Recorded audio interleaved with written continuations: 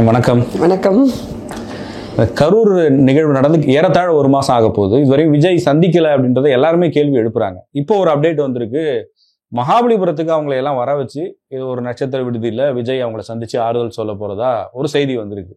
விசாரிக்கும் போது கிட்டத்தட்ட உறுதி இது வந்து மண்டே நடக்க போகுதுன்னு சொல்றாங்க. இது தார்மீக அடிப்படையில சரியா இருக்குமா? பாதிக்கப்பட்டவங்க எவ்வளவு வழியிலும் வேதனையிலும் இருப்பாங்க. ஒவ்வொரு குடும்பங்களிலிருந்தும் ஒவ்வொரு உயிர்கள் போயிருக்கு. அவங்க இடத்துக்கு போய் அவங்கள சந்திச்சு ஆறுதல் சொல்றது தானே குறைந்தபட்சம் ஒரு நாகரிகமா இருக்கும். உண்மைதான், நீங்க சொல்றது வந்து கரெக்டு தான். அது ஏன் போக முடியல அப்படிங்கிறது நமக்கு தெரியல. ஸோ எல்லா ஊடகங்கள் எல்லா மாதிரியும் எதையாவது ஒன்றை வச்சுக்கிட்டு நம்ம பாட்டுக்கு வந்து ஒன்று திட்டியோ இல்லை புகழ்ந்தோ இல்லை முட்டு கொடுத்தோ இப்படியே பேசிகிட்டு இருக்கிறதுனால என்ன ஆக போகுதுன்னு எனக்கு தெரியல. நான் வந்து இந்த விஷயத்தில் சில பாயிண்ட்ஸ் வந்து என்ன நான் பார்க்குறேன் அப்படின்னு சொன்னால், என்ன இருந்தாலும் he's one politician, new politician who has come into the picture with a huge force and தன் கை காசுலேருந்து ஒரு 8 கோடி ரூபாயை கொடுத்துருக்குறாரு ரஃப்லி. ஓகே, ஸோ எத்தனை அரசியல்வாதிகள் வந்து தன்னுடைய சம்பாதிச்ச ஒரு காசை வந்து எடுத்து மக்கள்கிட்ட கொடுக்குறாங்க அப்படின்னு தெரியல.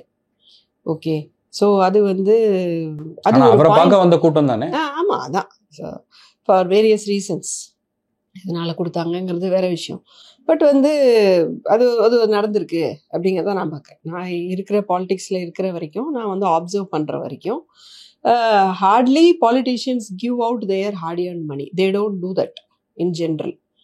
ஸோ எதர் வந்து அவங்களுக்கு அதில் பர்டிகுலராக ஏதோ ஒன்று மேபி எலெக்ஷனுக்கு முன்னாடியோ இல்லை வந்து அந்த மாதிரி எதுனா இருந்ததுன்னா ஒரு கூட்டத்துக்கு செலவு பண்ணுறதோ அது மாதிரி பர்டிகுலராக தான் இருக்கும். பட் வந்து ஈவன் எஸ்டாப்ளிஷ்டு பார்ட்டிஸே கூட அங்கே இருக்கக்கூடிய மாவட்ட தலைவர்களோ மாவட்ட செயலாளர்களோ எல்லாமே பார்த்தா கூட எத்தனை பேர் தன்காசி செலவு பண்ணுறாங்கன்னு கேட்டால் காங்கிரஸில் மட்டும்தான் நான் அந்த மாதிரியான பீப்புள் பார்த்துருக்கேன். செல்ஃப்லெஸ்ஸாக தன் காசு செலவு பண்ணக்கூடியவங்க நூற்றுக்கணக்கான பேர் நான் காங்கிரஸில் மட்டும்தான் பார்த்துருக்கேன். மற்ற கட்சிகளில் நான் அப்படி வந்து அதிகம் இல்லை. அங்கேயும் ஒரு கொஸ்டின் வருது இல்லை, பணத்தை கொடுத்துட்டோம் நம்ம இங்கே வர சொன்னாலும் வருவாங்க, நம்ம மேலே கோவப்பட மாட்டாங்க அப்படின்ற ஒரு அப்ரோச்சுக்கு போகிறாங்களா? இல்லை, அதுதான் இந்த மாதிரி நம்ம எதையாவது வந்து அவங்களுக்கு பதிலாக திங்க் பண்ணுறது, அந்த வேலை நம்ம ஏன் பண்ணணும்? அவங்களுக்கு பதிலாக திங்க் பண்ணுறதுக்கு அவங்க இருக்கிறாங்க, அவங்கள பற்றி திங்க் பண்ணுறதுக்கு பீப்புள் இருக்கிறாங்க. ஸோ நான் கேள்விப்பட்டது என்னென்னா, அங்கே வந்து மண்டபக்காரங்க யாருமே வந்து மண்டபம் கொடுக்க ரெடியாக இல்லை, அல்லது மண்டபக்காரர்கள் மிரட்டப்பட்டார்கள், இதெல்லாம் நம்ம வந்து கேள்விப்பட்டிருக்கோம். ஸோ இதுக்கெல்லாம் ஒன்றும் ஆதாரம் இல்லாமல் ஒரு பக்கமாக இந்த பக்கம் ஒரு பக்கம் பேசிக்கிட்டு இருக்காங்க, அந்த பக்கம் ஒரு பக்கம் பேசிக்கிட்டு இருக்காங்க. நம்ம அதுக்குள்ளே போய் விழுந்து நம்ம எதையாவது பேசிகிட்டு இருக்கணும்னு அவசியம் இல்லை. நம்ம என்ன பார்க்குறோம் அப்படின்னு சொன்னால், இந்த ஒரு விஷயம் நான் பார்க்குறேன். அதை தாண்டி வந்து அந்த கொஞ்சம் அங்கே இருக்க பசங்க கொஞ்சம் தெரியும், கீழே ஒர்க் பண்ணக்கூடிய பசங்க தெரியும். ஸோ அவங்க வந்து ஓரளவுக்கு வந்து ஜெனுவினாக வந்து பாலிடிக்ஸ் பண்ணணும் அப்படிங்கிற எண்ணத்தில் தான் அந்த பசங்கள்லாம் வந்து அந்த இடத்துல ஃபங்க்ஷன் பண்ணிட்டு இருக்கிற மாதிரி எனக்கு தெரியுது. ஒரு சாதாரண ஒரு டிஸ்ட்ரிக்டில் இருக்கக்கூடிய பசங்க கூட 400 பஸ்ஸு 500 பஸ்ஸு அந்த பசங்கள்லாம் சேர்ந்து கோஆர்டினேட் பண்ணி அத்தனை பேரையும் கூப்பிட்டு மாநாடுக்கு கூப்பிட்டு போனேன், கூப்பிட்டு வந்தேன், சாப்பாடு கொடுத்தேன், கோஆர்டினேட் பண்ணேன்னு சொல்லிட்டு பண்ணிட்டு இருக்காங்க. ஸோ நான் வந்து என்ன பார்க்குறேன்னு சொன்னால், முதல் தலைமுறை அரசியல்வாதிகளாக இவங்களை பார்க்குறேன். ஸோ எப்படி முதல் தலைமுறை பட்டதாரின்னு சொல்கிறோம், முதல் தலைமுறை பிஸ்னஸ் பீப்புள் அப்படின்னு நம்ம சொல்கிறோம், அதே போல் முதல் தலைமுறை அரசியல்வாதிகளாக இவர்கள் எல்லாருமே இருப்பதை என்னால் வந்து பார்க்க முடியும். ஆனால் அவங்களை எப்படி வழி நடத்துறாரு விஜய் அப்படின்றது பெரிய கொஸ்டினாக இருக்குது. Good question. அதில் வந்து இன்னைக்கு நம்ம வந்து நிறைய விஜய் பற்றியே நம்ம ரொம்ப ஃபோக்கஸ் பண்ணிட்டு இருக்கிறோம். இதுவே அவருடைய அட்வான்டேஜ் அண்ட் டிஸ்அட்வான்டேஜ் அப்படின்னு சொல்லலாம். But in general if we ask every other party, we should the same question which we are keeping to a new party, 2-year-old party, நம்ம வந்து எல்லா இயர்-ஓல்டு பார்ட்டிக்கிட்டையுமே நம்ம வந்து கேட்கணும் இல்லையா? ஸோ எல்லா பார்ட்டிக்கிட்டையுமே கேட்டோன்னு சொன்னால், உங்களை நோக்கி முதல் தலைமுறையில் வரக்கூடிய ஒரு அரசியல்வாதிகளை, புதிய அரசியல்வாதிகளை நீங்கள் எங்கனம் வழி நடத்துகிறீர்கள் அப்படிங்கிற கேள்வியை வந்து நம்ம வந்து கேட்டோம் அப்படின்னு சொன்னால், எல்லா பார்ட்டிஸ்லேயுமே ஜென்ரலாக என்ன மாதிரியான பதில்கள் கிடைக்குது அப்படின்னு. மற்ற கட்சிகளில் நம்ம அந்த மாதிரி பிரச்சனையை பார்க்க முடியலையே. அருமையான இருக்காங்க. அருமையான பாயிண்ட் நீங்கள் ஒன்று சொல்லியிருக்கீங்க. என்னன்னா, மற்ற கட்சியில் இந்த மாதிரி பிரச்சனையை பார்க்க முடியலன்னு நீங்கள் சொல்கிறதே என்னன்னா, அதிகமான பேர் வந்து முதல் தலைமுறை அரசியல்வாதிகள் அந்த கட்சிகளை நோக்கி போகிறதே இல்லை அப்படிங்கிறது தான் உண்மை. மிக குறைவான பேர் தான் வந்து போகிறாங்க. எய்தர் வந்து அந்த கட்சியிலேயே ஏற்கனவே இருக்கக்கூடிய அம்மாவோ அப்பாவோ அங்கே இருக்கிறாங்கன்னு சொன்னால் அவங்க குழந்தைகள் போகிறாங்க. அது தவிர வந்து வெளியில இருந்து கம்ப்ளீட்லி முதல் தலைமுறை சொல்றேன். முதல் தலைமுறை நான் ஏன் சொல்றேன்னு சொன்னா, அம்மாவோ அப்பாவோ மாமாவோ சித்தப்பாவோ யாருமே இல்லைங்க, எந்த கட்சியிலுமே இல்லைங்க. நான் பாட்டுக்கு இருக்கிறேன். எனக்கு ஒரு அரசியல் ஆர்வம் வருது, அப்போ நானும் போறேன் அப்படிங்கிற ஒரு கான்செப்டை ஓபன் பண்றதுதான் ஜனநாயகமே. நீங்க அம்மா அப்பாவுக்கு குட்டிகளா நீங்க இருந்துதான் நீங்க அரசியலுக்குள்ள போவீங்கன்னா அது பேர் தான் மன்னராட்சி, ரைட்? ஸோ வந்து பேசிக்ஸ் ஆஃப் ஜனநாயகமே எனக்கு யாரையுமே தெரியாது, எந்த கட்சியிலுமே எனக்கு அரசியல்லையே யாருமே இல்லை. ஆனா கூட என்னால ஒரு எம்எல்ஏவா எம்பியா ஒரு பஞ்சாயத்து தலைவரா வார்டு பிரசிடென்டா ஆக முடியும் என்பதுதான் அடிப்படை ஆஃப் த ஜனநாயகம். ஸோ இந்த அடிப்படை ஆஃப் த ஜனநாயகத்துக்கு எத்தனை கட்சிகள் வந்து ஓப்பனா இருக்கு அப்படிங்கிறத நம்ம சீரியஸா வந்து பார்க்கணும். ஸோ அப்படி பார்த்தோம் அப்படின்னு சொன்னா, இப்போ சில கட்சிகள் வந்து புதிய கட்சிகள், இப்போ சீமான் போன்ற, மக்கள் நீதி மையம் போன்ற, மக்கள் நீதி மையம் இப்போ பழைய கட்சி ஆயிடுச்சுன்னு நினைக்கிறேன், போன்ற புதிய கட்சிகள் வந்து ஏதோ தமிழ்நாடு இளைஞர் கட்சி அப்படியெல்லாம் ஒரு இருந்துச்சு. 8-9 years முன்னாடி அவங்க ஸ்டார்ட் பண்ணும்போது so many new people came inside. So அந்த மாதிரி புதிய இது வந்து வர்றாங்க. பட் அதை தாண்டி எக்ஸிஸ்டிங் பிக் பார்ட்டிஸ் இருக்காங்க. எனக்கு வந்து 30 வருஷ கட்சி நாங்க, 50 வருஷ கட்சி நாங்க, காங்கிரஸ் 140 வருஷ கட்சின்னு எல்லாம் நம்ம சொல்லிக்கிறோம். இங்கேயே பார்த்தோம் அப்படின்னு சொன்னா, ஏற்கனவே இந்த 2வது தலைமுறை 3வது தலைமுறை அரசியல்வாதிகள் தான் இருக்கிறாங்கன்னா அதை கெட்டதோ தப்புன்னு நான் சொல்லவே இல்லை. நம்ம அப்படி பார்த்தா பெரிய தலைவர் ராகுல் காந்தியே வந்து 6வது தலைமுறை அரசியல்வாதி. ஸோ அது தப்போ இல்லை வரக்கூடாதோ நான் சொல்லவே கிடையாது, ஓகேவா? அவங்களும் வரணும், எல்லாருமே வரணும், ரைட்? பட் முதல் தலைமுறை அரசியல்வாதிகளுக்கு எங்கே இடம் இருக்கிறது அப்படின்னு நம்ம பார்த்தோம் அப்படின்னு சொன்னா, எஸ்டாப்ளிஷ் பார்ட்டிஸ்ல வந்து ரொம்ப குறைவா இருக்குன்னு தான் சொல்லணும். ஸோ புதுசா ஒருத்தர் வர்றாங்க அப்படின்னு சொன்னாவே அந்த இடத்துல டைட்டா இருக்கு. இந்த மாவட்டமா, இந்த ஒன்றியமா, எல்லா பொசிஷன்ஸும் filled. Especially DMK ADMK, the 2 major parties of Tamil Nadu பார்த்தீங்கன்னு சொன்னா எல்லாமே ஃபுல்டு. நீங்க வந்து அங்க பாலிடிக்ஸ்ன்றது அப்படிதானே, சர்வைவல் ஆஃப் ஃபிட்டஸ்ட்னு சொல்லுவாங்கல்ல, கீழ இருந்து நீங்க முட்டி மோதி இல்ல, இது சரி தப்பு பாக்குறது நம்ம அடுத்தது பார்க்கலாம். இப்ப எப்படி இருக்குங்கிறத வந்து நம்ம ஃபர்ஸ்ட் டயக்னைஸ் பண்ண வேண்டிய ஒரு இடத்துல இருக்கும். அதுக்கப்புறம் அது டயக்னைஸ் பண்ண பிறகு இதுல என்னென்ன தப்பு இருக்கு, இதுல எது தப்பு சரிங்கிறத நம்ம அதுக்கப்புறம் பார்த்துக்கலாம். ஸோ இப்படி இருக்கு. இப்போ இந்த சூழல்ல இவங்களுக்கு இடமே இல்லாம இருக்கு. எனக்கு தெரியலாம் ஒருத்தர் வந்து டிஎம்கேல வந்து ஒரு 7 வருஷமா இருக்கிறாரு. அவருக்கு எந்த பொசிஷனுமே இது வரைக்கும் அஃபிஷியலா கொடுக்கல. ஒரு 7 வருஷமா அங்கேயே தான் சுத்திட்டு இருக்காரு. அவர் பல லட்சங்கள் செலவு வேற பண்ணியிருக்கிறாரு பல பார்ட்டி ஒர்க்ஸ்க்காக. ஸோ ஏன்னா it is so close and so tight and no one in the party want to give their seat to somebody else. So அந்த பார்ட்டியை விட்டு யாரும் போகிறது கிடையாது, அங்கேயே இருக்கிறாங்க. அதனால அங்கே இடமே இல்லை, இந்த மாதிரி இருக்குது. ஸோ இப்படி இருக்கும்போது ஒரு புதிய மாற்றம் எங்கேருந்து வரும்? ஸோ ஒரு கட்சி அப்படின்னு சொன்னால், கட்சிங்கிறது அதுக்குள்ளே இருக்க மனிதர்கள், அவ்வளோதான். கட்சிக்குன்னு மூளையும் கிடையாது, கைகாலும் கிடையாது. கட்சிக்குள்ளே இருக்கக்கூடிய மனிதர்களை தான் நம்ம வந்து கட்சின்னு சொல்கிறோம். அவங்க என்ன சித்தாந்தத்தை ஃபாலோ பண்ணுறாங்களோ அதை தான் கட்சியினுடைய கொள்கை அப்படின்னு நம்ம சொல்கிறோம். அப்போ புதுசு அப்படி வரணும்னா புதிய மனிதர்கள் வரணும். புதிய மனிதர்கள் வரணும்னு சொன்னால் புதிய கட்சிகளும் வர வேண்டிய தேவை இருக்குது.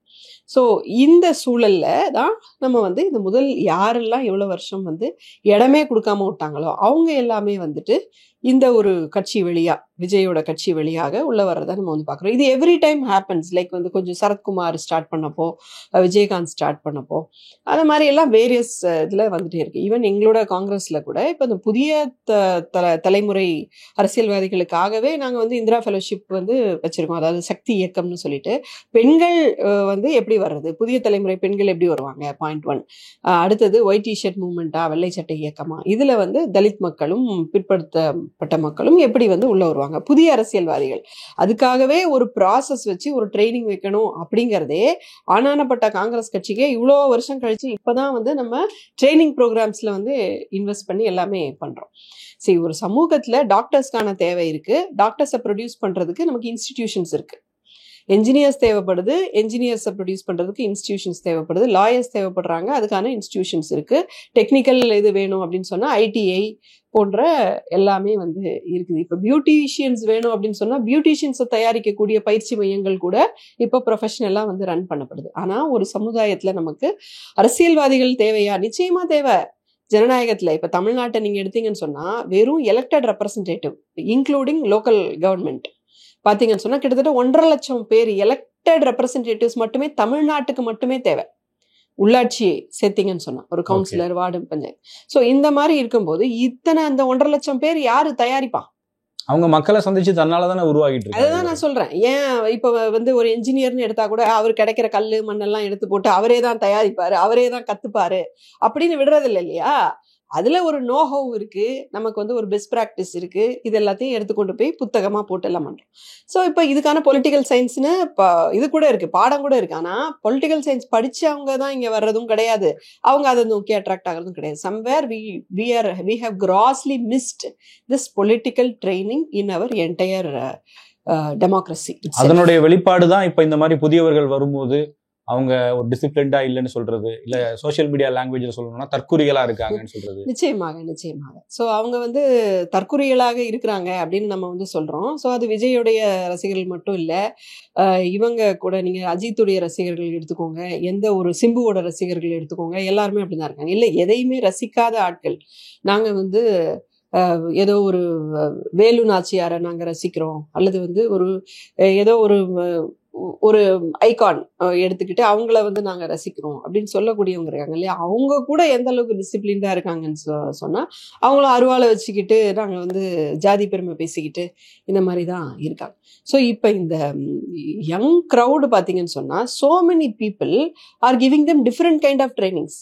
அதாவது வன்முறையில ஒரு பக்கம் ட்ரைனிங் கொடுத்துட்டு இருக்காங்க.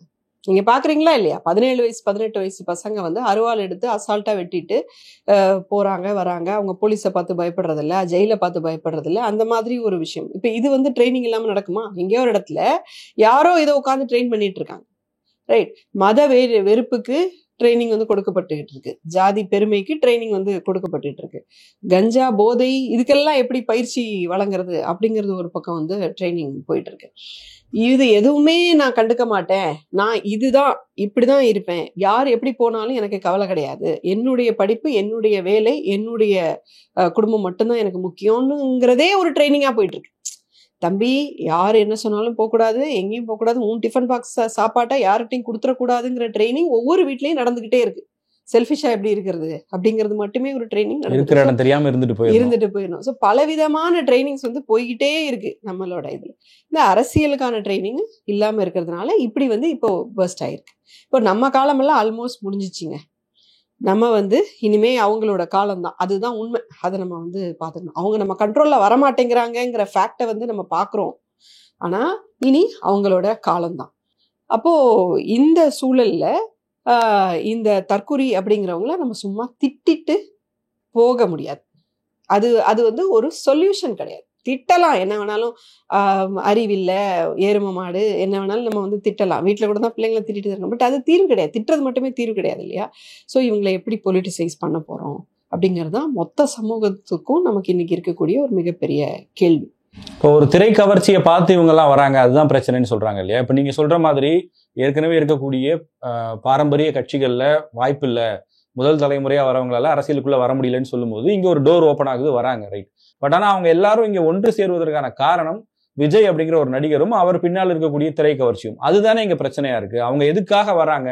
அப்ப இந்த காரணத்துக்காக ஒண்ணு கூடுறவங்க இவங்க நாளைக்கு ஒரு வேளை அதிகாரத்துக்கு வந்தா அவங்க சரியான பாதையில இந்த நாட்டையோ இல்ல அவங்க தலைவரா வரக்கூடிய ஒரு பகுதியையோ எப்படி வழி நடத்துவாங்க? நிச்சயமாக. ஸோ அது வந்து ஒரு பெரிய கேள்வி இருக்குதுங்கிறதுல மாற்று கருத்தே கிடையாது. ஸோ இப்போ வந்து இவங்க திரை கவர்ச்சிக்காக வந்து வந்திருக்கிறாங்க. இப்போ மற்ற கட்சிகளுக்குள்ள வர்றவங்க எதுக்காக வர்றாங்க? அந்த கேள்வியும் நம்ம கேட்கணும் இல்லையா? ஸோ வந்து நான் இவ்வளோ ரூபாய் இன்வெஸ்ட் பண்ணா எனக்கு இவ்வளோ ரூபாய் கிடைக்குமா, இவ்வளோ கான்ட்ராக்ட் கிடைக்குமா அப்படின்னு யோசிக்கக்கூடியவங்க எல்லா கட்சியிலும் இருக்காங்களா? இல்லையா?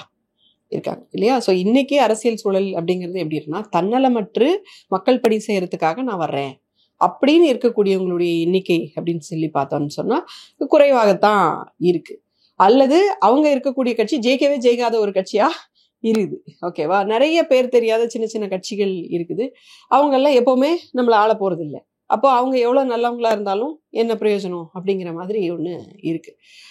ஸோ இந்த சூழல்ல வந்து இப்போ நம்மளோடக்கு வேற வழியே கிடையாது. இவங்க வந்து எதர் ஆளுங்கட்சியா உட்கார போறாங்களா, எதிர்கட்சியா உட்கார போறாங்களா, இல்லது தேர்டு கட்சியா உட்கார போறாங்களோ, ஏதோ ஒண்ணு. அதாவது வந்து இவ்வளோ நடந்த பிறகு அவர் இந்த மொமெண்ட் வந்து அரசியலை விட்டு போகல, right. Continuously he is doing something. So 2 அறிக்கை கொடுத்தாரு, ஒரு வீடியோ போட்டார்.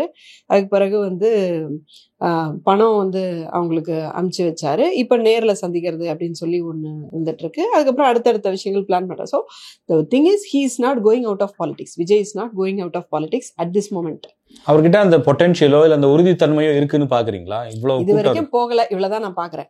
இதுதான் உண்மை. எது உண்மையோ அது வரைக்கும் நம்ம பார்ப்போம், சரியா? ஆனால் இன்னொரு பாயிண்ட் இந்த இடத்துல என்னென்னா, போனால் இப்போ போயிருக்கணும். So he is determined to stay here. So பாலிட்டிக்ஸை பொறுத்த வரைக்கும் endurance is a very important quality. ஏன்னா நம்ம என்ன கேட்குறோம் பாலிட்டிக்ஸ்கில் அப்படின்னு சொன்னால், we are claiming power. Okay, நம்ம வந்து இங்கே இடத்துல இருக்கக்கூடிய அதிகாரத்தை வந்து நம்ம தனதாக்கி கொள்ள முயற்சி செய்கிறோம். யார் புதுசாக வந்தாலும் சரி, ஃபர்கெட் அபவுட் விஜய், யார் இந்த அரசியல் களத்துக்குள்ள புதுசாக வந்தாலும் சரி, இங்கே இருக்கக்கூடிய அரசியல் அதிகாரத்தை நம்ம வந்து பறிக்க முயற்சி செய்கிறோம். அப்போ இருக்கிறவங்க கொடுப்பாங்களா? வாங்க வாங்க உட்காருங்க, என் சீட்டை எடுத்துக்கங்க அப்படின்னு யாருமே கொடுக்க மாட்டாங்க. ஒரு சின்ன கட்சியில் இருக்கக்கூடிய சின்ன பொறுப்பை கூட யாருமே கொடுக்க மாட்டாங்க. they will do n number of politics, ethical or not ethical. அதாவது அது நியாயமானதோ நியாயம் இல்லாததோ எல்லா விதத்திலுமே அவர்கள் வந்து தன்னுடைய இருக்கையை விடாமல் இருப்பதற்கு என்னென்ன செய்ய முடியுமோ அத்தனையும் செய்வார்கள், செய்து கொண்டிருக்கிறார்கள். அதுதான் பாலிடிக்ஸ். ஸோ இந்த இடத்துல வந்து நமக்கு நிறைய விஷயம் தெரியாமல் இருக்கலாம். ஆனால் அதை கற்றுக்கிட்டு புரிஞ்சுக்கிட்டு வளைஞ்சிக்கிட்டு இந்த இடத்துல என்டியூர் யார் பண்ணுறாங்களோ, மீனிங் யார் வந்து இங்கே தொடர்ந்து நிற்கிறாங்களோ, அடிக்கலாம், அசைஞ்சிக்கலாம், உழுந்துக்கலாம், எந்திரிச்சிக்கலாம், ஆனால் யார் இங்கே தொடர்ந்து நிற்கிறாங்களோ அவங்களுக்கானது தான் அரசியல். ரைட். ஸோ இப்போ நீங்கள் இதில் ஒரு எக்ஸாம்பிள், அரசியல் தெரியும் தெரியாது அப்படியெல்லாம் நீங்கள் சொல்கிறீங்களா, அதில் ஒரு விஷயம் நான் சொல்ல விரும்புகிறேன். ஜெயலலிதா மேடம் இருக்காங்களே, அவங்க சிஎம்மாவே ஆயிட்டாங்க. சிஎம் ஆன பிறகே பட்டு புடவை கட்டிக்கிட்டு அவங்க நகையெல்லாம் போட்டுக்கிட்டு அவங்க அதை ஃபோட்டோ எடுத்துக்கிட்டு ஒரு வளர்ப்பு மகன் ஒன்று வச்சுக்கிட்டு அதுக்கு வந்து டாம்பீகமாக கல்யாணம் பண்ணிக்கிட்டு அவங்க லைஃப்பில் அவங்க என்னெல்லாம் கோத்ரூ பண்ணாங்களோ அந்த சைக்கலாஜிக்கல் இம்பேக்டுடைய எக்ஸ்பிரஷனாக தான் இருந்துச்சு. அவங்களுக்கு வந்து பவர் கைக்கு வந்த பிறகு அந்த ஒரு ஃபியூ இயர்ஸ் ஆர் மந்த்ஸ் வந்து அந்த மாதிரி தான் இருந்துச்சு. ஸோ சிஎம்ஏ ஆன பிறகே இந்த மாதிரி குழந்தைத்தனமான பிஹேவியர்ஸ் வந்து நம்ம பார்த்துட்டு இருந்தோம். இன்னைக்கு பார்த்தா அது எவ்வளவு குழந்தைத்தனமாக இருக்குது பாருங்களேன். ஒரு டாம்பிகமாக ஒரு கல்யாணம் பண்ணணும் அப்படிங்கிறது, அந்த பகட்டு நான் பெரிய ஆளுன்னு காமிச்சுக்கணும் அப்படிங்கிறதுக்கான டெஸ்பரேட்னஸ் அவங்களுக்குள்ள எவ்வளோ அதிகமாக இருந்துச்சு அப்படிங்கிறத நம்ம இப்போ பார்க்குறோம். ரைட். ஸோ வந்து நீங்கள் கட்சிக்குள்ளே வந்தப்புறம் குழந்தைத்தனமாக நடந்துக்கிறதோ அல்லது இம்மெச்சூர்டாக நடந்துக்கிறதையோ பற்றி நம்ம வந்து பேசிக்கிட்டு இருக்கோம். பட் சிஎம்ஏ ஆன பிறகே இப்படியெல்லாம் நடந்தவங்களை நம்முடைய அரசியல், நம்முடைய தமிழ்நாடு பார்த்து இருக்கு. இந்த மாதிரி இன்னும் டைப்பா இதுக்கான பாடத்தையும் மக்கள் கற்றுக் கொடுத்தாங்க இல்லையா அவங்களுக்கு தேர்தல். உண்மைதான், அதான் சொல்கிறேன். எல்லாரும் கற்றுக் கொடுப்பாங்க. அரசியல்ல என்ன பியூட்டின்னா, தெருவில் போறவன் வர்றவன் முதற்கொண்டு எல்லாரும் கற்றுக் கொடுப்பாங்க. அதுல ஒரு சாதாரண மனுஷர் சொல்றது கூட ரொம்ப வேல்யூபிளான பாடமா இருக்கும். எந்த அளவுக்கு நம்ம கத்துக்கிறதுக்கு ஆர்வமா இருக்கிறோம், அது மட்டும்தான் இங்க ரொம்ப முக்கியமான விஷயம். ஸோ அதையெல்லாம் நம்ம பார்த்ததுனால இப்போ நம்ம போகாம இங்க இருந்தாலே மக்களே நமக்கு அரசியல் சொல்லி கொடுத்துருவாங்க. அரசியல் நம்மளுடைய சோகால் எதிரிகள் ஆர் வந்து என்ன சொல்கிறோமோ எல்லாருமே சேர்ந்து நமக்கு வந்து பலவிதமான பாலிடிக்ஸை வந்து சொல்லி கொடுத்துருவாங்க. So since that person is going to stay here, it is our duty, all of us our duty to educate good politics. தப்பா கற்றுக்கிட்டாங்கன்னா என்ன பண்ணுறது, யாரு தாங்கிறது இல்லையா? ஸோ வந்து இப்படிலாம் இல்லை தம்பி, காசு பார்க்கணும் அரசியல்னா அப்படின்னு சொல்லிட்டு ஏதோ ஒரு தாவக்க பையனை வச்சு யாராவது 4 பேர் சொல்லி கொடுத்துட்டாங்கன்னா என்ன பண்ணுறது? அவன் நாளைக்கு வந்து நான் சொல்கிற மாதிரி ஆளுங்கட்சியாவோ எதிர்கட்சியாவோ 3வது கட்சியாவோ வந்தால் கூட it is a power, right? So it is going to be detrimental to the people. மக்களுக்கு தான் எண்ட் ஆஃப் த டே அது நெகட்டிவாக போகுது. நீங்கள் ஆளுங்கட்சியாகவே இருக்க வேண்டாம், நீங்கள் ஒரு அரசியல் கட்சியாக இருப்பதே ஒரு பவர் இங்கே. அப்போ ஒரு அரசியல் கட்சி நெகட்டிவான சிந்தனைகளோட நெகட்டிவான சித்தாந்தத்தோட இருக்கிறது அப்படிங்கிறது வெரி வெரி டேஞ்சரஸ். அதுவும் இந்த மாதிரி ஒரு பவர்ஃபுல்லான ஒரு கும்பல் வந்து நெகட்டிவாக இருக்கிறது ரொம்ப ரொம்ப டேஞ்சரஸ். ஸோ யாரெல்லாம் இங்கே எல்லாரும் நல்லா இருக்கணும், தமிழ்நாட்டு மக்கள் நல்லா இருக்கணும்னு நினைக்கிறோமோ, நம்ம எல்லாருமே எந்தெந்த விதத்தில் அவங்கவுங்க ஊரில் இந்த பசங்க என்ன இருக்காங்களோ அவங்கவுங்களுக்கு தெரிஞ்ச ஒரு நல்ல அரசியலை, ஒரு காந்தியன் விஷயத்த சொல்லி கொடுக்கறது தான் நான் வந்து பார்க்கணும். அங்கங்கே ஒரு சில வீடியோஸில் நான் பார்த்தப்போ வந்து காந்தியை பற்றியும் அஹிம்சை வந்து வயலன்ஸை விட நல்லது இந்த மாதிரியான வார்த்தைகள் வந்து விஜய் சொல்கிறத வந்து நான் கேட்குறேன். பட் அதை சும்மா அப்படி சொன்னால் போதுமா? It may have to be ingrained in a very deeper way. So அதுக்கான அரசியல் பயிற்சிகள் இதெல்லாமே வந்து இல்ல, ஆனா கொடுக்கணும், எனக்கு வைக்கணும். இன்னொரு கேள்வியும் இருக்கு. இப்ப விஜய் அவருக்கே தெரியாது அவர் எங்க இருந்து சொல்லி கொடுப்பாரு அப்படின்னு நீங்க சொல்றீங்க. ஓகே, இல்ல அந்த இடத்துக்கு இல்ல, அவருடைய ஃபாலோவர்ஸ் எல்லாம் வராங்க இல்லையா, அவங்களுக்கு ஒரு தன்மை இருக்கு. அதே தன்மையோட தான் அவங்கள எப்பவுமே வைக்கணும், அவங்களுடைய வேவ் லென்த்ல நம்ம இருக்கணும்னு விஜய் இருக்கிற மாதிரி சில விஷயங்களை உணர முடியுது அவருடைய பாடி லாங்குவேஜ்ல, அவருடைய பப்ளிக் அப்பியரன்ஸ்ல. அதுதான் அந்த லைட் ஆஃப் பண்ணி போட்டது, துண்டை தூக்கி போட்டு அவங்க துண்டை வாங்கி போட்டுக்கிறது. ஸோ அவங்கள எப்பவுமே நம்ம வந்து போயிட்டு ஒரு அட்வைஸ் பண்ற மாதிரி ஒரு இடத்துலயோ, நான் வந்து உங்களை விட எல்லாம் தெரிஞ்சவன் அப்படின்னு காமிக்கிறத விட, நான் உங்க மைண்ட் செட்ல தான் இருக்கேன் அப்படின்னு சொல்லி அந்த கிரௌடை தன்வசப்படுத்தி வைக்கிறதுல மட்டுமே அவர் இருக்காருன்ற கேள்வியும் வருது இல்லையா? இது ஒரு நல்ல கேள்வி. நான் வந்து இதை வந்து அப்படி பார்க்கல. நான் எப்படி பார்க்குறேன்னா, அந்த லைட் ஆஃப் பண்ணி ஆன் பண்ணுறதோ இல்லை அந்த மாதிரி விஷயங்களோ, அது வந்து it is connecting with them. It is a language between them, right? அது நமக்கு தெரியாது. இப்போ வந்து நம்ம 2 பேரும் ரொம்ப நாள் பழகிருக்கோம் சார். நம்ம 2 பேருக்கும் ஒரு மொழி இருக்கு பேசுறதுக்கு. 3வது மனுஷருக்கு அது தெரியாது. Probably so many years. ஏன்னா அவங்க மக்கள் இயக்கமாகவே ஒரு 20 வருஷமா இருக்காங்க, அப்படி இப்படின்னு ஒரு 30 இயர்ஸாக இருக்காங்க. திரை வழியாக ஒரு கனெக்ஷன் இருக்கு. ஓகே, ஸோ அந்த கனெக்ஷன்ல அவங்க ஒரு விதமாக அவங்க வந்து ஒரு கம்யூனிகேஷன் பண்ணிக்கிறாங்க. அதை நான் வந்து ஒரு பெரிய ஒரு நெகட்டிவான ஒரு விஷயமாவோ இதுவாவோ அப்படியெல்லாம் நான் பார்க்கல. ஆடுற மாட்டை ஆடி பறக்கணும் கறக்கணும், பாடுற மாட்டை பாடி கிடக்கணுங்கிற மாதிரி நம்ம பிள்ளைகளுக்கே சாப்பாடு ஊட்டும் போது அதுகளுக்கு ஏற்ற மாதிரி டான்ஸ் ஆடிக்கிட்டே சாப்பாடு ஊட்டினாதான் அது சாப்பிடும் அப்படிங்கிற மாதிரி அவங்களுக்கு ஏற்ற மாதிரியான மொழியில பேசுறதுக்கு நம்ம கத்துக்கிட்டாதான் நம்ம ஃப்ரெண்ட்லியா நான் ஒரு அப்பா அம்மாவா அவங்க கிட்ட இருக்க முடியும். டீச்சரா இருக்கட்டும், அப்பா அம்மாவா இருக்கட்டும். எத்தனை ஸ்கூல்ல நீங்க டீச்சர் பாக்குறீங்க, பாசிட்டிவா தான் நீங்க பாக்குறீங்க. டீச்சர் எத்தனை ஸ்கூல்ல டான்ஸ் ஆடுறாங்க குழந்தைங்களோட சேர்ந்துட்டு. அது நீங்க வந்து இந்த வேவ் லென்த்துக்கு தன்னை குறைக்கிறாங்க கிடையாது. அவங்க அப்படி ஒரு கம்யூனிகேஷனை, அப்படி ஒரு பாண்டிங்கை அவங்க வச்சுக்க விரும்புறாங்க. அந்த பாண்டிங் வழியா தான் எதுனாலும் உன்னை பண்ண முடியும் அப்படிங்கிற ஒரு இதுல இருக்கு. ஆனா நீங்க சொல்ற பாயிண்ட்ல ஒரு விஷயம் வேலிட் என்ன அப்படின்னு சொன்னா, இந்த மாதிரியான ஒரு அரசியல் பயிற்சிகளோ இதுவோ இதெல்லாம் கொடுக்கறதுக்கான முயற்சிகளை ஏதாவது எடுத்தாங்களான்னு கேட்டா இது வரைக்கும் தாவேக்கால அப்படி ஒரு விஷயத்த நான் பார்க்கல. ஸோ அது எனக்குமே கொஞ்சம் ரொம்ப வருத்தமா இருக்கு, பயமா கூட இருக்கு. இன்னும் வந்து அவங்கள நிறைய ட்ரெயின் பண்ணணும் இல்ல, அப்படின்னு. அதுல அவங்களுக்கும் ஒரு பயம் இருக்கும்னு எனக்கு ஒரு கேள்வி இருக்கு. ஆனா அது நீங்க சொல்றீங்க, அது காலம் தான் பதில் சொல்லணும். ஏன்னா அவங்க அவங்கள போய் எப்பவுமே நம்ம அப்படியே வச்சிட்டு இருக்க போறாங்களா, அல்லது அவங்கள வந்து இன்னும் பொலிட்டிக்கலி வந்து அப்கிரேட் பண்ண போறாங்களா, அதுக்கு முன்னாடி நம்ம அப்கிரேட் ஆக போறோமா, இது எல்லாமே வந்து காலம் தான் வந்து பதில் சொல்லணும். ஆனா இந்த விஷயத்த விஜய் கட்சியை மட்டும் பிளேம் பண்றதை தான் நான் வந்து எதிர்க்கிறேன். எந்த கட்சியுமே பண்ணலைன்னு தான் நான் சொல்றேன்.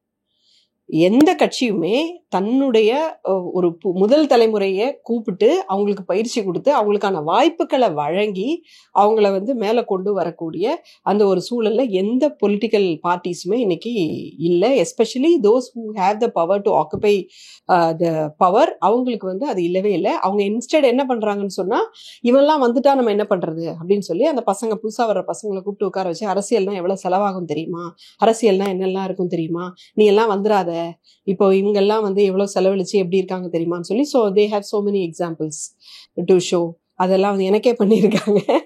இப்படி ஆயிடும், அப்படி ஆயிடும், அப்படி ஆயிடும், இப்படி ஆயிடும், அதனால நீ எல்லாம் அரசியலுக்கு வராத, நீ பாட்டுக்கு வீட்டில் உட்காந்துக்கோ அப்படின்னு சொல்லக்கூடிய மென்டார்ஷிப் தான் இங்கே வந்து நெகட்டிவ் மென்டார்ஷிப் தான் நிறைய இருக்கு. அல்லது வந்து தனக்காக அவர்களை வந்து பயன்படுத்திக்கிட்டு இவங்க சொல்ற வேலையை மட்டும் செய்யற சுத்த வச்சுட்டு அந்த மாதிரி 10 வருஷம் 15 வருஷம் சுத்திட்டு ஒரு கவுன்சிலரா கூட ஆக முடியாத பல ஆட்களை நான் பார்த்திருக்கேன்,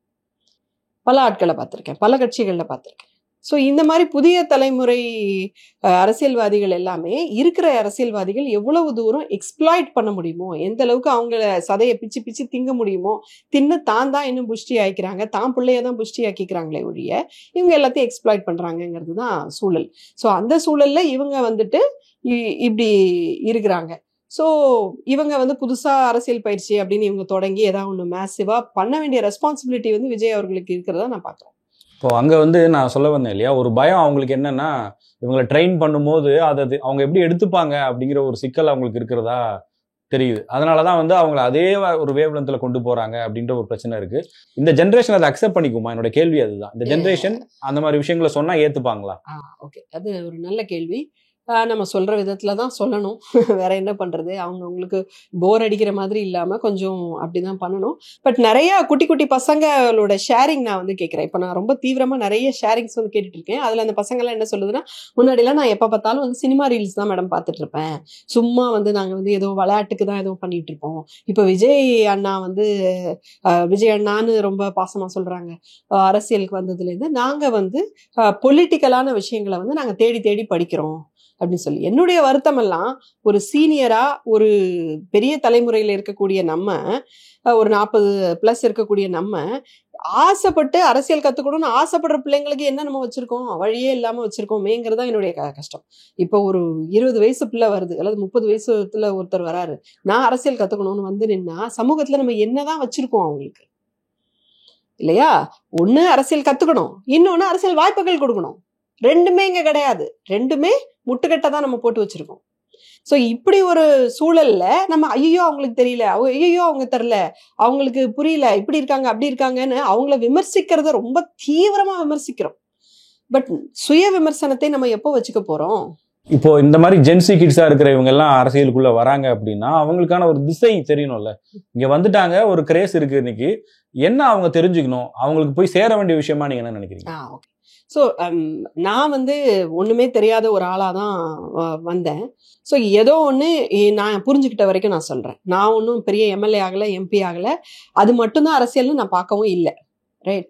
ஆனால் நான் கற்றுக்கிட்ட வரைக்கும் எது ரொம்ப முக்கியமானது அப்படிங்கிறதுல சிம்பிளான சில விஷயங்கள் தான் இருக்குது. நினைக்கிற மாதிரி அவ்வளோ பெரிய ஒரு கஷ்டமான இம்பாசிபிளான விஷயங்கள்லாம் கிடைக்கல. இது எப்படின்னு சொன்னால், இந்த சயின்டிஸ்ட்டு, இந்த ரொம்ப படிச்சவங்க எல்லாம் இருக்காங்கல்ல, அதுதான் நம்ம பிராமணிஸ்டிக் வியூ அப்படின்னு கூட சொல்லுவோம். வந்து ஐயோ உனக்கு அதெல்லாம் தெரியாது, இதெல்லாம் தெரியாது, எனக்கு தான் தெரியும், எனக்கு தான் வரும், உனக்கெல்லாம் வராது அப்படிங்கிற ஒரு ஆட்டிடியூட்ல எல்லா சப்ஜெக்ட் மேட்டர்லையுமே அந்த மாதிரி ஒரு விஷயத்த இருக்கு. நான் எஸ்ஏபி கன்சல்டண்டா இருந்தப்போ ஒரு சின்ன ஒரு மெனுல போய் இந்த இடத்துல டிக்கு போடணும் அப்படிங்கிற அந்த ஒரு விஷயம் தெரியாம 2 நாள் சுத்தி இருக்கேன். பக்கத்துல இருக்கவங்களுக்கு தெரியும், அவங்க சொல்லி தர மாட்டாங்க. ஒரு சின்ன டிக்கு எப்படின்னு சொல்லி தர மாட்டாங்க. எஸ்ஏபிக்குள்ள அப்படி இருக்கும். அந்த மாதிரி வந்து ஒரு துறையிலையுமே தனக்கு தெரிஞ்ச ஒரு ரகசியத்தை அதை ரகசியமாவே வச்சுக்கிட்டு இருக்கிறத வந்து அதன் மூலமா மட்டுமே மேல இருக்க ட்ரை பண்றதுங்கிறது எல்லா சீனியர்ஸுமே வந்து பண்ணக்கூடிய ஒரு விஷயம்தான். ஆனா நம்ம உடச்சி உள்ள போய் பார்க்கும்போது, எஸ்பெஷலி எனக்கு வந்து காங்கிரஸ்ல நிறைய அரசியல் பயிற்சிகள் வந்து பல ஸ்டேட்டுக்கு கூட்டிட்டு போய் சொல்லி கொடுத்துருக்காங்க. நான் ஒரு ட்ரைனராகவும் அந்த மாதிரி எல்லாம் இருக்கும்போது பார்த்தோன்னு சொன்னா இது வந்து அவ்வளோ பெரிய ஒரு இம்பாசிபிளான விஷயம் கண்டிப்பா கிடையாது, ரைட்? ஸோ பேசிக்காக நான் சில விஷயங்கள் என்ன சொல்ல விரும்புகிறேன் அப்படின்னு சொன்னால், we are not trying to create kings here. நாம் இங்கே ராஜாக்களை உருவாக்க முயற்சி செய்யவில்லை. ராஜாக்களின் காலம் முடிந்து போனது. இங்கே நாம் யாரை உருவாக்க முயற்சி செய்கிறோம்? பிரதிநிதிகளை உருவாக்க முயற்சி செய்கிறோம். மக்கள் பிரதிநிதிகளை உருவாக்க முயற்சி செய்கிறோம். இப்போ அந்த ஜென்சி கிட்ஸ்க்கு புரிகிற மாதிரி சொல்லணும்னா, நீங்கள் ஸ்கூலில் வந்து ஸ்கூல் ரெப்பா இருப்பீங்க, ரைட்டா? கிளாஸ் ரெப்பா இருப்பீங்க. நீ வந்து சே ஃபார் எக்ஸாம்பிள் 10ஆம் கிளாஸ் படிக்கிற, நீ ஒரு கிளாஸ் லீடர் அப்படின்னு வச்சுக்கோங்க. அப்போ பிரின்சிபல் ஒரு நாள் வந்து கூப்பிடுறாரு உன்னை, தம்பி வா அப்படின்ட்டு. நீங்க போறீங்க, வந்து இந்த மாதிரி உன் கிளாஸ்ல என்னெல்லாம்ப்பா பிரச்சனை சொல்லுப்பா அப்படின்னு சொல்லி சொல்றாரு. நீங்க என்ன சொல்வீங்க அப்படின்னு சொன்னா, சார் நான் ஒரு வாரமா ஸ்கூலுக்கு வரல, லீவு, இப்பதான் வந்திருக்கேன், பசங்களை பார்த்து பேசிட்டு வர்றேன் சொல்லுவாங்களா இல்லையா? சொல்லணுமா இல்லையா? போய் பசங்களை பார்த்து என்னப்பா பிரச்சனை பிரின்சிபால் கேட்கிறாரு, எல்லாம் சொல்லுங்க அப்படின்னு சொல்லி எழுதிட்டு, இதானா வேற எதுவும் இல்லையா அப்படின்னு கேட்டுட்டு போறவர் தானே ரெப்ரசன்டேட்டிவ். அவருக்கு அந்த கிளாஸ் உடைய இருக்கும் தொடர்பு தான் தகுதி. அவர் ஒரு ரெப்ரசன்டேட்டிவா ஆகுறது. அவர் பெரிய புத்திசாலியா, அவர் 4 பேர் அடிச்சு போட்டுருவாரா? அது இல்ல தகுதி. ஒரு பிரதிநிதியாக இருப்பதன் ஒரே தகுதி, மக்களுடன் தொடர்ந்து நீ தொடர்புல இருக்கியா, அன்றாடம் மக்களினுடைய அழுகுரலை நீ கேட்கிறியா, அவங்களுக்கு என்ன பிரச்சனையோ அதை நீ கேட்கிறியா, are you listening to the people constantly every single day? This is the biggest qualification of a representative. In fact, this is the only thing expected out of a representative. நம்ம பல வாட்டி யோசிச்சிருக்கோம் பார்த்தீங்களா? ஸோ இது வந்து மக்கள் பிரதிநிதிகள் ஒரு பக்கம் இருப்பாங்க, இன்னொரு பக்கம் அரசு அதிகாரிகள் இருப்பாங்க. இந்த அரசு அதிகாரிகளுக்கு பார்த்தீங்கன்னா, ஒரு பியூன் வேலைக்கு நீங்கள் போகிறதுக்குள்ள அவ்வளவு கேள்வி பதில் சொல்லணும், அவ்வளவு ப்ராசஸ் இருக்கும். குரூப் 4 குரூப் 5 IAS என்னென்னமோ சொல்லி நீங்க வந்து பாடங்கள் படிச்சு எழுதி குவாலிஃபை ஆகுறதுக்குள்ள உங்களுக்கு பல வருஷம் ஆகும். அவ்வளவு தூரம் உங்களை தகுதிப்படுத்திக்கிட்டு மட்டும்தான் நீங்க வந்து ஒரு அரசு ஊழியரா, அரசு அதிகாரியா நீங்க வந்து ஆக முடியும். ரைட்? ஆனா நீங்க போய் ரிப்போர்ட் பண்ணக்கூடிய பர்சனுக்கு எழுத படிக்க தெரியாம கூட இருக்கலாம். ஒரு மக்கள் பிரதிநிதிக்கு, ஒரு MLAயோ MPயோ ஒரு கவுன்சிலரோ வார்டு மெம்பரோ, அவருக்கு இது எதுவுமே தெரியாம கூட இருக்கலாம். அவருக்கு எந்த ஒரு தகுதியுமே கிடையாது. ஒரு என்ட்ரன்ஸ் வச்சா நீங்க எடுக்கிறீங்க இல்ல. இதுதான் இந்த டிசைனே. ஏன் அப்படின்னு சொன்னா, இவருடைய வேலை பெரிய புத்திசாலித்தனமா எதையோலாம் தெரிஞ்சுக்கிறது கிடையாது. இவருடைய வேலை மக்களுக்கு என்ன வலி அப்படிங்கிறத ரிஃப்ளெக்ட் பண்றது மட்டும்தான் இவரோட வேலை. ரைட்டா? the entire government mechanism, the government machinery reports to the people representative. Why? Because people representative knows the pain of the people. So இந்த மக்களுக்கு இந்த கஷ்டம் அப்படின்னு போய் சொல்றது மட்டும் தான் அவங்க வேலை. அந்த கஷ்டத்துக்கு என்ன தீர்வு கொடுக்கணும் அப்படிங்கிறத அவங்களோட சேர்ந்து டிஸ்கஸ் பண்ணணும். அதுக்கு தான் ட்ரெயின் ஆகி IAS இருக்காங்க, IPS இருக்காங்க, எல்லாருமே இருக்காங்க. இப்போ நீங்க வந்து இந்த கரூர் ஸ்டாம்பீடு எடுத்துக்கோங்க. ஸ்டாம்பீடுனா என்ன அப்படின்னு தெரிஞ்ச ஒரே ஆளு அங்க யாரு அப்படின்னு சொன்னா அந்த ஊர் டிஸ்ட்ரிக்ட் கலெக்டர், சப் கலெக்டர்.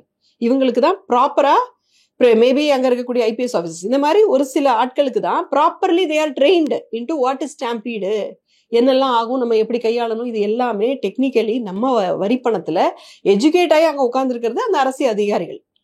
அங்க இருக்கக்கூடிய அரசியல்வாதிகள் வந்து என்னன்னா இந்த இடத்துல எந்த ஒரு அசம்பாவிதமும் நடக்காம பாத்துக்கணும் அப்படிங்கிற ஒரு எக்ஸ்பிரஷன் கொடுக்கறது மட்டும்தான் அரசியல்வாதியோடைய வேலை. அரசு அதிகாரிகள் இன்க்ளூடிங் த கலெக்டர் அவங்க தான் அதை செய்யணும். அது செய்யலைன்னா அது நெக்லிஜென்ஸ். ஓகேவா? ஸோ வந்து இதை நம்ம வந்து புரிஞ்சுக்கணும். ஸோ இந்த அரசு ஊழியர்களுக்கும் மேல நம்ம எந்த தகுதியில உட்காரணும்? மக்களை ரெப்ரசன்ட் பண்ற தகுதி. அப்போ ஒரு அரசியல்வாதியினுடைய வேலை என்னன்னா, அன்றாடம் அனுதினமும் அடித்தட்டிலையும் அடித்தட்டாக இருக்கக்கூடிய மக்களுடைய வலியை கேட்பது, அதனை கொண்டு போய் மக்கள் அரசு அதிகாரிகள்கிட்ட சொல்லி அவங்களுக்கான பிரச்சனையை தீர்த்து கொடுப்பது. இவ்வளவுதான் அவங்க வேலை. ஸோ இப்போ இதை இன்னொரு விஷயத்திலையும் நம்ம உறுதிப்படுத்தலாம். எப்படின்னு சொன்னாக்க, இப்போ வந்து ஒரு கலெக்டர் இருக்காரு, ஒரு கான்ஸ்டபிள் இருக்காரு, ஓகே, ஒரு போலீஸ் ஸ்டேஷன்ல ஒரு கான்ஸ்டபிள் இருக்காரு, ஒரு IPS ஆஃபீஸர் இருக்காரு, ஒரு IAS ஆஃபீஸர் இருக்காரு. இவங்க எல்லாருமே பார்த்தீங்கன்னா, நீ எத்தனை மணிக்கு வந்த, எத்தனை மணிக்கு போன, ஆஃபீஸு, ரிப்போர்ட்டிங்கு, லீவ் இல்லை, இது எல்லாமே இவங்களுக்கு இருக்கு. ரைட்டா? ஸோ இதுதான் உங்க ஆஃபீஸ், இந்த இடத்துல நீ இவ்வளோ நாள் இருந்தியா இல்லையா, இல்லைன்னா ஏன் இல்லை, இது எல்லாத்துக்கும் நீங்க பதில் சொல்லணும். பட் பீப்புள் ரெப்ரசன்டேட்டிவ்க்கு அப்படி கிடையாது. ஏன்னா அவங்க வேலை ஆஃபீஸில் உட்காந்துருக்கிறது கிடையாது. ஆஃபீஸ்லையும் உட்காந்துருக்கலாம், ஆனால் ஆஃபீஸில் உட்காந்துருக்கிறது அவங்க வேலை மக்கள்கிட்ட இருக்கிறது. What is expected out of a politician is to spend their time with people, listen to the people's problem. This is the only job expected out of you. இந்த சிம்பிள் விஷயத்தை வந்து எல்லா கட்சியில இருக்கக்கூடிய புதிய தலைமுறை அரசியல்வாதிகள், பழைய அரசியல்வாதிகள் கூட இது தெரியாமலாம் இருக்கிறாங்க. இங்க எல்லாம் இதை வந்து புரிஞ்சுக்கிட்டோம் அப்படின்னு சொன்னாக்கவே நமக்கு வந்து நம்மளோட ஸ்கோப் வந்து கிளியர் ஆயிரும். இப்போ ஃபார் எக்ஸாம்பிள் விஜய் கூட வந்து சொல்லியிருப்பாரு, லயன் அப்படின்லாம் தானே வந்து சொல்லியிருப்பாரு. ஸோ இது வந்து நீங்க லயனாக தான் இருக்கணும்னு அவசியம் கிடையாது. நீங்க ஒரு சாதாரண அடித்தட்டு மக்களுடைய வழி தெரிஞ்சுதா இல்லையா அப்படிங்கிறது தான் வந்து உங்ககிட்ட எதிர்பார்க்குறாங்க மக்கள். நீங்க லயனா இருந்து 4 பேர் அடிச்சு போட்டுருவீங்கன்னு மக்கள் எதிர்பார்க்கல. நீங்க உங்க கண்ணு முன்னாடி தான் அவ்வளோ பேர் இறந்து போனாங்க. நம்மளால என்ன பண்ண முடிஞ்சு? யாரால என்ன பண்ண முடிஞ்சு? அந்த இடத்துல கவர்மெண்ட் மெக்கானிசம் மட்டும்தான் அங்கே எதுனா வேலை செஞ்சிருக்க முடியும். அவங்களுக்கு கொடுத்த ட்ரைனிங் மட்டும்தான் அந்த இடத்துல எதுனா ஒன்று பண்ணியிருக்க முடியும். அது நடக்கிறதுக்கு முன்னாடியே ஒரு ஸ்கொயர் மீட்டருக்கு 4 பேர் 3 பேர் தான் இருக்கணும், 7 பேர் ஆயிடுச்சு. அப்போ அந்த அதுக்கான SOP நமக்கு இதுக்கு முன்னாடி என்ன இருக்கு? நமக்கு இதுக்கு முன்னாடி வந்து ஸ்டாம்பீட் நமக்கு எங்க நடந்துச்சு? நமக்கு ஏர் ஷோல வந்து நடந்துச்சு. அதுக்கு முன்னாடி இதுல நடந்தது நமக்கு வந்து சுனாமி வந்து அது பொருள் டிஸ்ட்ரிபியூட் பண்ணும்போது நடந்துச்சு. அதனாலதான் ஸ்டாம்பீடுங்கிறத வந்து டிசாஸ்டர் மேனேஜ்மெண்ட் ஆக்டுக்குள்ளே கொண்டு வந்தாங்க. அதுல ஸ்டாம்பீடு, இந்த அதிகமான கும்பல் மேனேஜ் பண்றது, இது எல்லாமே சட்டத்திலேயே அதுக்கான எல்லாமே தெளிவா இருக்கு. அது எல்லாத்தையும் உங்களுக்கு ட்ரைனிங்கும் கொடுத்துருக்குறாங்க. அப்போ இந்த மாதிரி ஆயிடுச்சு, இதுக்கு மேல இவ்வளோ பேர் இங்க வரக்கூடாது, இது எல்லாமே வந்து they should have probably done. So வந்து இந்த இடத்துல என்ன அப்படின்னு சொன்னா, இவங்க வந்து ஃபெயில் பண்ண ஆனா கூட அந்த ரெஸ்பான்சிபிலிட்டி அரசாங்கத்துக்கு தான் போகும். ஏன் அப்படின்னு சொன்னா, மக்கள் பிரதிநிதியாகிய நம்ம இன்ஸ்ட்ரக்ஷன்ல தான் அவங்க வேலை செய்யறாங்க. ஓகேவா? நமக்கு அந்த ட்ரைனிங் இல்லாமல் இருக்கலாம். ஒரு எம்எல்ஏ ஆன உடனே வாங்க உங்களுக்கு ஸ்டாம்பீட்னா என்ன நாங்கள் ட்ரைனிங் கொடுக்குறோம். There is no training for a politician. Why? Because he is not suppose to get trained or she is not suppose to get trained. All the training is given for the அரசு ஊழியர்கள். So இந்த பேசிக் பாயிண்ட்டை வந்து புரிஞ்சுக்கணும். Line அப்படின்னு அந்த விஜய் வந்து ஒரு வார்த்தை சொன்னார் இல்லையா, அதில் வந்து நான் என்ன புரிஞ்சுக்கிறேன் அப்படின்னு சொன்னால், he says that I am a brave person. நான் ஒரு தைரியமான பர்சன், என்னை நம்பி நீங்கள் வரலாம் அப்படிங்கிறது தான் அந்த லயன்கிற வார்த்தை மூலமாக, அந்த சிங்கம்ங்கிற வார்த்தை மூலமாக சொல்கிறாரு அப்படின்னு நான் நினைக்கிறேன். ஸோ பிரேவரி, தைரியத்தை தான் வந்து மக்கள் ஒரு அரசியல்வாதிகிட்ட இருந்து எதிர்பார்க்குறாங்க. இப்போ தைரியமானவர் அப்படின்னு, நான் தைரியமானவர் அப்படின்னு நம்ம சொன்னா பத்தாது. நம்ம தைரியமானவராக அவங்க முன்னாடி வாழ்ந்து காட்ட வேண்டிய ஒரு அவசியம் இருக்கு. மக்கள் முன்னாடி நம்ம தைரியமானவர்களாக வாழ்ந்து காட்ட வேண்டிய ஒரு அவசியம் இருக்கு. ஸோ அந்த தைரியம் நமக்கு எப்படி வரும்? ஏன்னா எல்லாருமே தைரியத்தோட இருக்க மாட்டாங்க இல்லையா? தைரியம் அப்படிங்கிறது பார்த்தீங்கன்னு சொன்னா, ஒருத்தர் தைரியசாலியா இல்லையா அப்படிங்கிறது ஒரு குழப்பமான ஒரு கேள்வி. நீங்க எப்படி சொல்வீங்க, எதை வச்சு சொல்வீங்க அப்படிங்கிறதுலாம் இருக்கு. சாதாரண மனிதர்கள் கூட மிகப்பெரிய பிரேவரியை பல இடங்கள்ல நம்ம வந்து எக்ஸிபிட் பண்றதை வந்து பார்த்துருக்கோம். ஒரு ஆக்சிடென்ட் நடக்கும்போதோ இல்லை யாரோ ஒருத்தருக்கு ஏதோ ஒன்று வரும்போதோ அதை தடுக்கிறதோ, இந்த மாதிரி சமயங்கள்ல ஒரு சாதாரண பர்சன் கூட ரொம்ப பிரேவா பிஹேவ் பண்ணதை வந்து நம்ம பார்த்துருக்கோம். So what is bravery and how will I become brave? ஒரு அரசியல்வாதிக்கு தைரியமாக இருப்பதுதான் அவங்களுடைய தகுதி என்றால், நான் எப்படி தைரியமாக மாறுவது?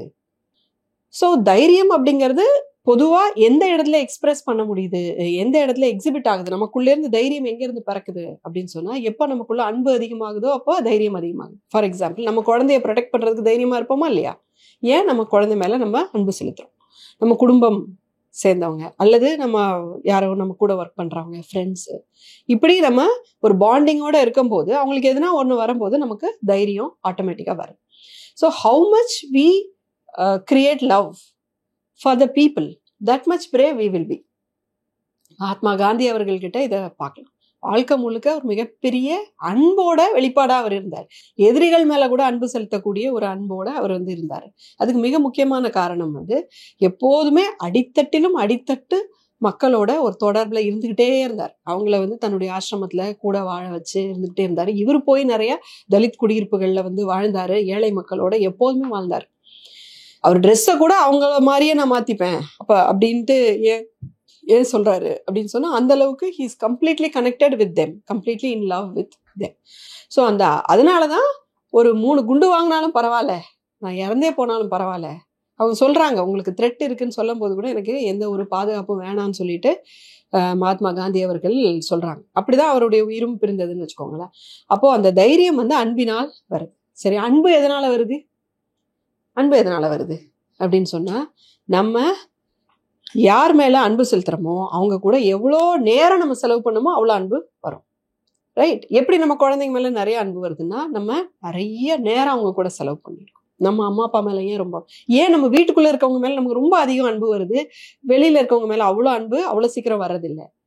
எப்படி வந்து ஒரு யாரோட குழந்தைனே தெரியாத ஒருத்தர் மேல ஃப்ரெண்டுங்கிற விதத்துல நமக்கு ஏன் அன்பு வருதுன்னா, how much hours of time we spent with them and how equal we treated each other.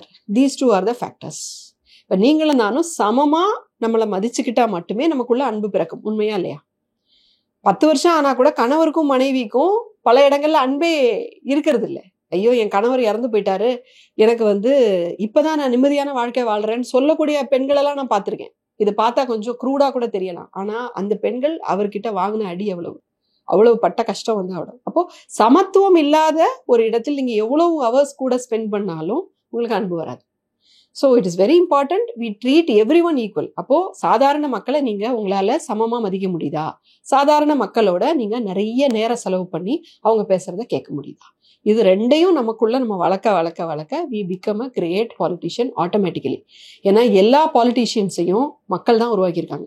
அம்பேத்கரா இருக்கட்டும், பெரியாரா இருக்கட்டும், வல்லபாய் பட்டேலா இருக்கட்டும், காந்தியா இருக்கட்டும், இந்திரா காந்தியா இருக்கட்டும், இன்னைக்கு ராகுல் காந்தியா இருக்கட்டும், எல்லாருமே எவ்வளவு ஹவர்ஸ் அவங்க சாதாரண மக்களோட நேரம் செலவு பண்ணாங்க, அதை பொறுத்து தான் அவங்க ஒரு மிகப்பெரிய ஆளுமையா அவங்க வந்து வளர்ந்துருக்காங்க. இந்த இடத்துல ராகுல் காந்தி சொன்ன ஒரு விஷயம் நான் கட்டாயம் சொல்லணும். ஏன்னா அவர் வந்து ஒரு 2003, 4, 5 அந்த டைம்ல தான் அவர் வந்து ஆக்டிவ் பாலிடிக்ஸ்க்கு வராரு. இப்போ ரீசெண்டாக ஒரு வீடியோவே அவர் வந்து போட்டிருந்தாரு அதை பற்றி. நான் முதல்ல வந்து அரசியலுக்கு வரும்போது நான் வந்து எது அரசியல்னு புரியாமல் இருந்துச்சு. அப்போ நிறைய பேரை நான் பார்த்தேன். சில பேர் பார்த்தீங்கன்னா அப்படியே அரசியலை பிஹெச்டியே பண்ணியிருப்பாங்க. எந்த ஒரு விஷயத்தை எடுத்தாலும் அவ்வளவு ஆழமா அதை அலசி ஆராய்ச்சி அவ்வளவு நாலேஜபிளா இருப்பாங்க அந்த ஒரு பர்டிகுலர் இஷ்யூவை பத்தி. இன்னொருத்தங்க பார்த்தீங்கன்னா அவங்க பேசினா கேட்டுக்கிட்டே இருக்கலாம், அவ்வளவு அழகா பேசுவாங்க. அவங்க மைக் எடுத்து பேசினாங்கன்னா மக்கள் கேட்டுக்கிட்டே இருப்பாங்க, அப்படி பேசுவாங்க. இந்த மாதிரி பல விதமான ஆட்கள் நான் பார்த்தேன். ஆனா இந்த 20 வருஷத்துல நான் என்ன கத்துக்கிட்டேன் அப்படின்னு சொன்னா, மக்கள் உங்ககிட்ட நீங்க சிறந்த பேச்சாளராங்கிறத எதிர்பார்க்கல. மக்கள் வந்து நீங்க எவ்வளவு புத்திசாலி அப்படிங்கிறத எதிர்பார்க்கல. மக்கள் என்ன எதிர்பார்க்கறாங்க உங்ககிட்டனா, என் வலிய உன்னால புரிஞ்சுக்க முடியுதா, என் வலிய உன்னால என்ன அளவுக்கு உணர முடியுதா அப்படிங்கிறது தான் மக்கள் வந்து பார்க்கறாங்க. How much you are able to feel their pains. அதை தான் வந்து மக்கள் உங்ககிட்ட இருந்து, ஒரு அரசியல்வாதி கிட்ட இருந்து எதிர்பார்க்கறாங்க அப்படின்னு ரொம்ப அழகா சொல்லியிருந்தார். It was I opening actually to the entire country, to the entire political fraternity. It is a I opening. So இந்த மாதிரி சிம்பிளான விஷயங்கள் தான். என்னன்னா இட் டேக்ஸ் டைம். ஓகே, இது வந்து எனக்கு புரிஞ்சிருச்சு எல்லா பாலிடிக்ஸும் அப்படி சொல்றது. இதுல ஆரம்பிச்சா அடுத்து எங்க போகணும், நீங்க ஒரு ஸ்லம்முக்கு போகணும், இதுல ஆரம்பிச்சு ஒரு தலித் குடியிருப்புக்கு போகணும், ஒரு ஏழையான பெண்ணோட நேரம் செலவு பண்ணணும், அவங்களோட கதையெல்லாம் கேட்கணும். ஸோ ஹவர்ஸ் அண்ட் ஹவர்ஸ் நம்ம ஸ்பெண்ட் பண்ண அவங்க நம்மளை செதுக்கிக்கிட்டே வருவாங்க. அவங்களுக்கு பிடிச்ச மாதிரி ஒரு தலைவராக நம்மளை உருவாக்கி ஓட்டு போட்டு ஜெயிக்க வச்சு எல்லாம் பண்ணிடுவாங்க. So this is what I want to say to whoever. நான் கற்றுக்கிட்ட வரைக்கும் நான் சொல்கிறேன். அண்ட் இந்த மாதிரி இன்னும் நிறைய பேரை சந்திக்க ஐ திங்க் நிறையா கிடைக்கும்னு நினைக்கிறேன். Thank you ma'am. தேங்க்யூ.